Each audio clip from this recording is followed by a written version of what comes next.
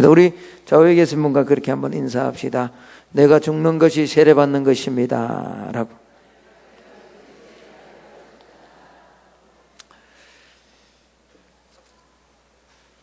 야곱의 12아들 가운데 요셉이 애굽에 팔려갔습니다. 그리고 하나님의 은혜 가운데 그는 애굽의 총리가 되었고, 그 요셉으로 말미암아 야곱의 가족 70명이 애굽으로 기근과 가난을 피해서 내려갑니다.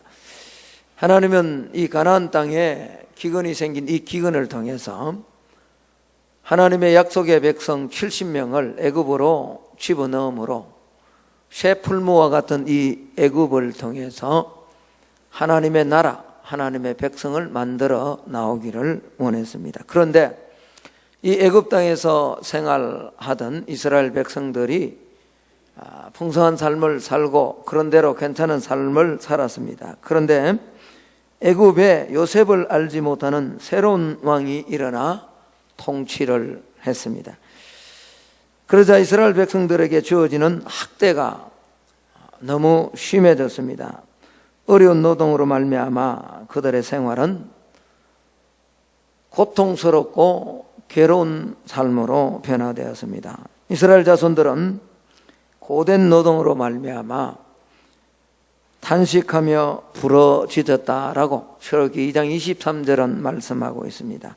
자, 이 탄식하는 소리는 하나님께 상달되어졌고, 이 부러지짐을 들었던 하나님께서 아브라함과 이삭과 야곱과 언약하신 이 언약을 기억하십니다.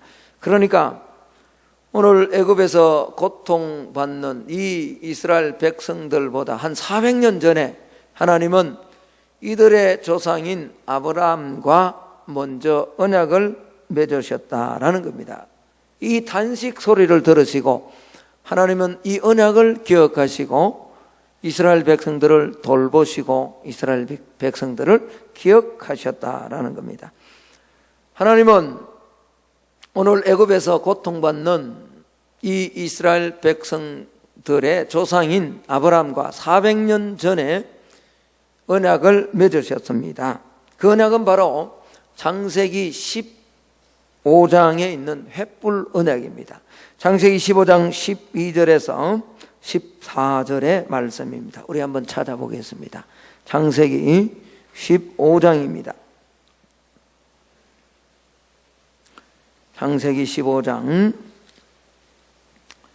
12절에서 14절의 말씀입니다. 우리 같이 한번 읽겠습니다. 시작. 해질 때 아브라함에게 깊은 잠이 임하고 큰 흑암과 두려움이 그에게 임하였더니 여호와께서 아브라함에게 이르시되 너는 반드시 알라. 내 자손이 이방에서 객이 되어 그들을 섬기겠고 그들은 400년 동안 내 자손을 괴롭히리니 그들이 섬기는 나라를 내가 징벌할지며 그 후에 내 자손이 큰 재물을 이끌고 나오리라. 하나님은 아브라함과 이 언약을 맺으셨는데 이제 400년 전에 아브라함과 맺었던 그 언약을 하나님은 이스라엘 백성들이 고통 가운데 부러지졌더니 하나님이 기억하셨다라는 겁니다. 그래서 하나님은 모세를 세우셔서 이스라엘 백성들을 애굽에서 약속의 땅 가나안으로 이끌어 내시려 하신 겁니다. 그러나 바로는 쉽게 그렇게 이스라엘 백성들을 보내주지 않았습니다. 하나님은 10가지 재앙을 준비하십니다. 피로부터 시작된 개구리 이 팔이 10가지 재앙이 계속 애굽 땅에 내려집니다. 그럼에도 불구하고 애굽의 왕 바로는 마음이 강팍해집니다. 이제 마지막 재앙인 10번째 재앙인 장자를 하나님은 치시기로 계획하십니다. 그리고 이스라엘 백성들에게 명령하십니다. 어린 양을, 흠없는 어린 양을 잡고 문설주와 임방, 좌우 문설주의 임방에 어린 양의 피를 발라라. 그러면 이 어린 양의 피가 있는 그 집은 내가 넘어가겠다. 뭘 넘어가느냐? 장자를 죽이지 않고 사망을 넘어가겠다라고 약속해 주셨습니다. 그러니까 이 약속대로 문설주 그리고 임방에 어린 양의 피가 발려져 있는 그 집은 그 안에 도둑이든 강도든 어떤 모습으로 그 안에 살았던 그 집의 사망은 넘어갔습니다. 그래서 이 날을 이스라엘 백성들은 유월절로 기념하고 지킵니다. 왜? 유월절이라는 것은 넘어갔다라는 말입니다. 6월달에 지키는 절기가 아니라 우리가 담을 넘는 걸 월담이라 그러죠. 그런 것처럼 사망이 넘어갔다라는 그런 말입니다. 애굽의 모든 장자가 죽임을 당하였고 드디어 강박하던 바로가 항복을 합니다. 그리고 이스라엘 백성들을 보내줍니다. 그래야 이스라엘 백성들이 람셋을 떠날 때 유아위에 보행하는 자가 장정이 60만 명이다라고 성경은 말씀하고 있습니다. 자, 이렇게 출발한 이 이스라엘 백성들은 하나님께서 앞서 인도하심으로 보호를 받았습니다. 하나님께서 이스라엘 백성들 앞에서 가시면서 낮에는 구름 기둥으로 그들의 길을 인도하시고 밤에는 불 기둥을 그들에게 비추사 낮이나 밤이나 거침없이 계속 진행하게 하셨습니다. 그런데 앞에서 인도하신 하나님께서 모세에게 이스라엘 백성들을 바다와 믹돌 사이의 비하히롯 앞 곧 바알스본 맞은편 바닷가에 장막을 치라라고 그렇게 말씀을 합니다. 오늘 말씀하고 있는 이 바다와 믹돌 앞 바알스본 맞은편 비하히롯이 어떤 곳인지는 정확하게 어딘지는 우리는 알 수 없습니다. 그러나 분명한 것은 오늘 그들이 거대한 바다 앞에 진을 쳤다는 겁니다. 하나님 말씀하셔서. 그런데 한편 이 장자의 죽음으로 말미암아 이스라엘 백성들을 보내었던 바로의 마음은 다시 완악해집니다. 그리고 바로는 마음이 변화되어서 군병들과 병거들을 동원하여 이스라엘 백성들을 추격합니다. 오늘 이렇게 추격하여 오는 애굽의 마병, 병거, 군사들을 본 이스라엘 백성들의 마음이 녹아납니다. 두려움에 사로잡혔습니다. 그래서 그들은 하나님께 살려달라라고 부르짖습니다. 또 한편으로는 모세에게 왜 우리를 이곳에 불러내어 애굽에 매장지가 없어서 우리를 이곳에 불러내어 우리를 이곳에서 죽게 하려 하느냐라고 원망을 쏟아냅니다. 자, 이때 모세가 이스라엘 백성들을 향하여 이렇게 말합니다. 자, 오늘 우리가 읽었던 출애굽기 14장의 13절의 말씀을 우리 같이 한번 읽기를 원합니다. 14장의 13절의 말씀입니다. 같이 읽습니다. 시작. 모세가 백성에게 이르되 너희는 두려워하지 말고 가만히 서서 여호와께서 오늘 너희를 위하여 행하시는 구원을 보라. 너희가 오늘 본 애굽 사람을 영원히 다시 보지 아니하리라. 두려워 원망하는 이 이스라엘 백성들을 향하여 오늘 모세는 하나님께서 주신 약속과 말씀을 가지고 담대하게 외칩니다. 너희는 가만히 서서 오늘 하나님께서 구원하시는 이 일을 보라라고 그렇게 말씀을 합니다. 그리고 하나님 모세에게 손을 들어 그 홍해를 가리키라라고 그렇게 말씀합니다. 모세는 하나님의 말씀대로 손을 들어 밤새 홍해를 가리킵니다. 그랬더니 하나님께서 저 동편에서 사우디아라비아 이 사막에서 뜨거운 동풍을 밤새 불어 오셨습니다. 그리고 홍해를 가르십니다. 마치 홍해 바다가 마른 육지처럼 그렇게 변화됩니다. 자, 오늘 우리가 읽었던 21절의 말씀입니다. 21절입니다. 같이 한번 읽습니다. 시작. 모세가 바다 위로 손을 내밀매 여호와께서 큰 동풍이 밤새도록 바닷물을 물러가게 하시니 물이 갈라져 바다가 마른 땅이 된지라. 할렐루야. 쉽게라는 영어를 보면요, 모세가 지팡이를 잡고 그냥 탁 하는 순간에 막 물이 막 착착착 갈라집니다. 그건 영화죠. 하나님은 그렇게 일하시지 않았습니다. 모세라는 지도자를 통해서 밤새도록 손을 들고 이 홍해를 가리키게 하므로 하나님은 동풍을 불게 하시고 바다를 갈라서 이스라엘 백성들을 마른 땅같이 지나가게 하셨다라고 그렇게 말씀을 합니다. 자, 이제 이 마른 땅을 향하여 이스라엘 백성들을 추격하던 애굽 군대도 함께 홍해 바다로 뛰어듭니다. 그들 생각에 그들도 이 홍해를 그냥 건너서 이스라엘 백성들을 추격할 수 있을 것이라 라고 그렇게 생각을 했습니다. 그러나 하나님은 놀라운 역사를 일으킵니다. 자, 25절 말씀을 한번 보십시오. 24절, 25절입니다. 23절 하반절에 보니까 그들의 뒤를 추격하여 바다 가운데로 들어옵니다. 누가? 애굽 사람들과 바로의 말들, 병거들, 마병들이요. 그랬더니 24절 새벽에 여호와께서 불과 구름 기둥 가운데서 애굽 군대를 보시고 애굽 군대를 어떻게 하셨다고요? 어지럽게 하셨대요. 그리고는 25절입니다. 그들의 병거 뭘요? 바퀴를 벗겨버립니다. 달리기가 어렵게 하시니 애굽 사람들이 이르되 이스라엘 앞에서 우리가 도망하자. 여호와가 그들을 위해서 뭐 했다고요? 싸우셨다고요. 누가 싸우셨다고요?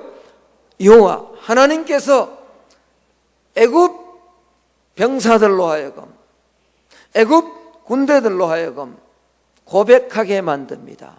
누가 싸우게 하셨다고? 하나님이 싸우게 하셨다고. 그리고 이스라엘 백성들은 마른 땅을 건너는 것처럼 지나고 추격해오던 모든 애굽의 군사들은 홍해에 수장되었습니다. 자, 그런데 오늘 이렇게 이스라엘 백성들이 불평하는 그 불평을 하나님께서 모세를 통해서 홍해를 가르치고 건너가게 한 이 사건을 성경은 뭐라고 이야기하느냐? 그건 다름이 아니라 우리가 받는 세례라고 그렇게 말씀을 하고 있습니다. 우리는 오늘 예수를 믿고 대부분이 오늘 앉아 누리는 세례를 받은 자들입니다. 하나님의 은혜로 우리의 옛사람이 홍해 바다에 수장된 자들이라는 거죠. 자, 신약으로 가서요. 고린도전서 10장으로 한번 가보기를 원합니다.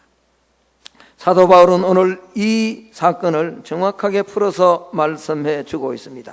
고린도전서 10장입니다. 10장 1절 2절 말씀을 한번 같이 읽습니다. 신약성경 274페이지입니다. 같이 읽습니다. 시작. 형제들아, 나는 너희가 알지 못하기를 원하지 아니하노니 우리 조상들이 다 구름 아래에 있고 바다 가운데로 지나며 모세에게 속하여 다 구름과 바다에서 뭘 받았다고요? 세례를 받았다라고 그렇게 말씀을 합니다. 여러분, 자, 오늘 우리 유아 세례를 받고 학습을 받고 또 성찬식에 참여하는데 세례가 무엇입니까? 세례는 홍해를 건너는 겁니다. 여러분, 세례는 이 니산월 14일, 다시 말하면 6월절 이 구원의 은혜를 체험한 자들이 경험하는 하나님의 놀라운 은혜, 우리의 옛사람을 완전히 죽이는, 그리고 다시 그리스도로 살아나는 것이 세례라는 거죠. 세례는요, 원래 신약의 용어가 세례가 아니라, 오늘도 우리 성원이 보니까 제가 물을 막 뿌리려고 하니까 막 제가 손이 가는 대로 막 눈을 이 물이 지금 어디로 막 날아올까 싶어서 막 쳐다보더라고요. 원래 세례는 이렇게 하는 게 아니에요. 세례는 밥티조라고 해서 물 속에 완전히 잠기는 겁니다. 침례입니다. 정확한 용어로 하면 침례죠. 그래서 침례교가 자기들이 정통이다라고 그렇게 주장하기도 합니다. 그러나 그건 중요한 게 아니에요. 의미가 중요한 거죠. 침례는 그냥 물을 그냥 뿌려서 숨을 쉬는 게 아닙니다. 침례는 물 속에 어떻게 한다고요? 깊이 들어갑니다. 마치 오늘 하나님께서 홍해를 가르시고 이스라엘 백성들이 이 물속을 건너지만 그러나 뒤를 추격하던 옛사람들, 애굽의 군대, 애굽의 마병, 애굽의 병거들은 다 어떻게 됐다고요? 홍해에 뭐 했다고요? 수장되었어요. 수장. 우리가 그렇게 죽어야 되는 거예요. 이 물속에 들어간다, 깊이 들어간다 라는 의미는 그런 의미예요. 세례받았잖아요. 근데 우리가 세례받은 자로 삶을 살아가지 못하는 경우가 얼마나 많은지 모릅니다. 여전히 먼저 살아난 거죠. 우리의 고집과 우리의 옛사람의 성품과 죄성이 여전히 살아있다. 여러분, 오늘 성찬을 대하면서 우리는 다시 한번 고민해야 됩니다. 우리는 예수 그리스도, 우리가 홍해를 가른 게 아니에요. 하나님께서 홍해를 갈라주셔서 우리의 옛사람을 홍해 바다 밑에 깊숙이 수장해 주셨습니다. 그런데 왜 우리 그걸 다시 꺼내나고요? 그러면 세례가, 침례가 물속에 들어갔다가 다시 올라온다고요. 그럼 물속에 잠기는 것은 옛사람의 죽음을 의미한다면, 그리스도와 함께 십자가에서 내가 죽는 것을 의미한다면 다시 올라온 건 뭘 의미할까요? 그리스도와 함께 다시 살아나는 것을 의미하는 겁니다. 이제 내 의로 사는 것이 아니라 그리스도께서 나를 위해서 죽어주신 그 그리스도의 능력과 그리스도의 은혜로 나는 살아갑니다. 그리스도 의로 다시 살아나는 것이 침례이고 세례인 줄로 믿습니다. 자, 우리는 이 세례를 다 받았습니다. 물론 학습받고 아직 세례를 받지 못한 분들도 있습니다. 그러나 대부분은 우리는 이 세례를 다 받았습니다. 그런데 오늘 우리는 성찬 예식을 대할 겁니다. 이 성찬의 의미는 뭐냐는 거죠. 자, 이렇게 유월절 구원을 받고 홍해에서 세례를 받은 자는 고린도전서 10장 3절을 읽어야 됩니다. 고린도전서 10장 3절 뭐라고 말씀합니까? 고린도전서 10장 3절, 조금 전에 우리가 읽었던 2절 다음 절입니다. 다 같이 한번 읽어볼까요? 시작.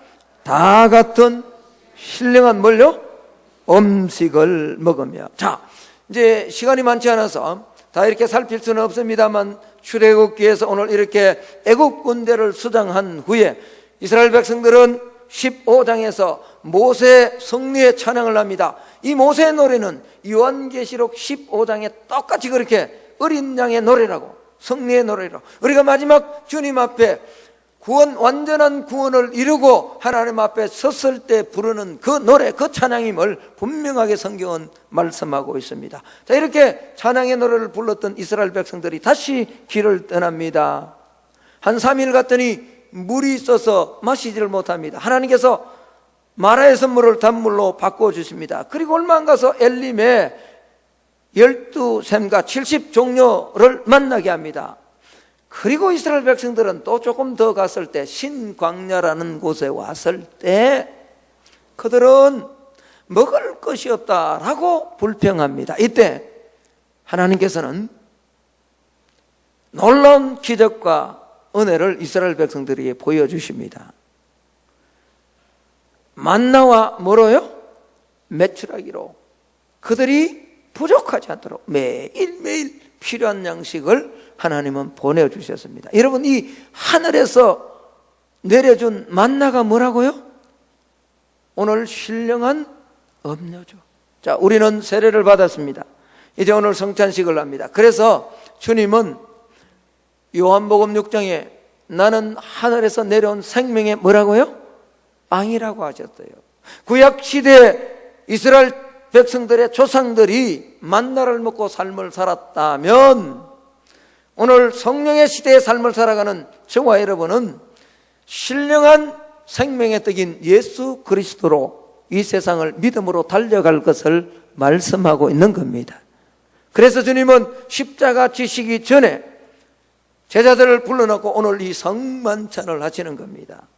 떡을 떼면서, 빵이죠. 빵을 떼면서 이것은 내 살이다. 쌀인지 그죠? 경상도 사람들은 다 알아듣죠? 이건 내 육체다, 육체. 그리고 포도주를 나누면서 이것은 내 뭐라고요? 피라고요. 그리고 이것을 영원히 내가 다시 올 때까지 기념하라 라고 주님은 명령하셨습니다. 그래서 오늘 우리는 성찬례식을 하는 겁니다. 여러분, 오늘 이 성찬례식에 참여하여 빵과 잔을 받는 여러분들은 다시 한번 나의 구원과 나의 세례와 내 신앙의 영적 상태를 정확하게 점검하면서 저와 여러분의 삶에 영으로 오늘도 함께 하시는 성령의 임재가 저와 여러분의 삶에 풍성하게 임하는 그런 은혜가 있기를 주의 이름으로 축복합니다.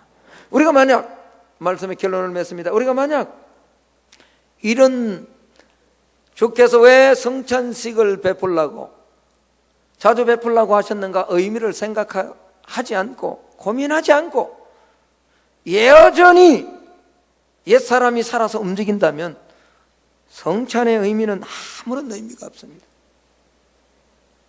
오늘 세례받은 우리 모든 자가 성찬식을 행할 때 성찬의 빵과 성찬의 이 잔을 받을 때 다시 한번 주의 은혜가 우리의 심령과 우리의 삶을 사로잡는 놀라운 은혜가 있기를 예수님 이름으로 축복합니다. 여전히 살아있는 우리의 옛사람, 옛성품, 죄성은 홍해바다 깊이 다시 한번 수장되어지고 그리스도의 의가 우리의 삶에 풍성하게 나타나는 그런 은혜로운 성찬의 예식이 되기를 예수님 이름으로 축복합니다. 자, 이제 우리 장로님들 좀 나오시고요. 성찬 예식을 거행하려고 합니다. 무슨 마이크가 안 되나요?